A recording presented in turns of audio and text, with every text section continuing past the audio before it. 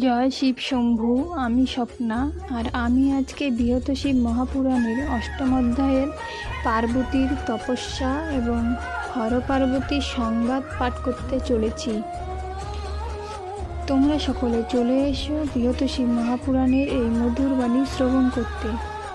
আজকের শ্লোকে চতুর্থ পাঠ থেকে পাঠ করব। তো শ্লোকটি হলো: সর্বা সামপি বিদ্যানাম ধৃষ্টনাম সদাশিব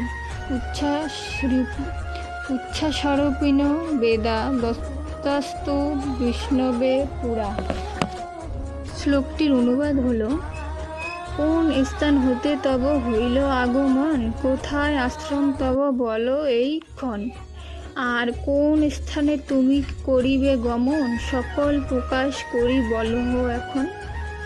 ভিক্ষুরূপী শিব কহে, হে গিরি দুহিতে, আমার আশ্রমপদ